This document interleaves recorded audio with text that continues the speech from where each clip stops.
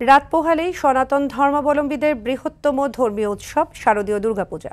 সময় যতই ঘনিয়ে আসছে ততই উৎসবের আমেজ সহ নিরাপত্তার বলয় নিশ্চিতে দিনাজপুরের হিলি সীমান্ত ও পূজা মণ্ডপে 2 প্লাটুন বিশেষ টহল চালানো হচ্ছে।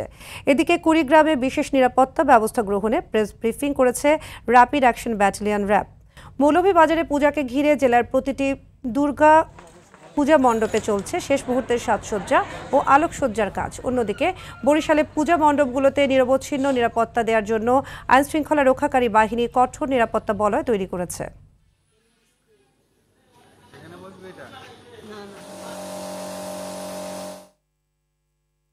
দর্শক, দুর্গাপূজার প্রস্তুতির আরও খবর জানাতে সাতক্ষীরা থেকে সরাসরি যুক্ত হচ্ছেন সহকর্মী রামকৃষ্ণ চক্রবর্তী। রামকৃষ্ণ, দুর্গাপূজার শেষ সময়ের প্রস্তুতি কেমন দেখছেন আমাদের জানান।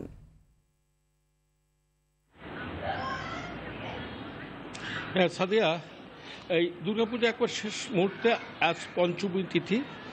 আজ সন্ধ্যা 6টায় বোধন পূজার মধ্য দিয়ে দেবী দুর্গাকে এই মর্তে আহ্বান করা হবে। কৈলাস থেকে তিনি আজকে মর্তে আবির্ভূত হবেন।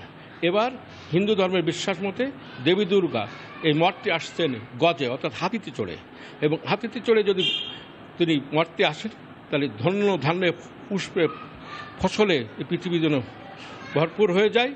আর সাতক্ষীরা জেলা সীমান্তবর্তী জেলা, এই জেলায় 591টি পুজো মণ্ডপে এবার পুজোর আয়োজন করা হয়েছে। পুলিশ, র্যাব, আনসার, বিজিবি তারা সার্বক্ষণিকভাবে পুজো মণ্ডপগুলোতে আমরা টহল দিতে দেখেছি। আর সাতক্ষীরা জেলায় যে কয়েকটি পুজো মণ্ডপে ভিন্নভাবে সাজানো হয়েছে। আমি এখন আছি সাতক্ষীরা শহরের পলাশপুর পুজো মণ্ডপে।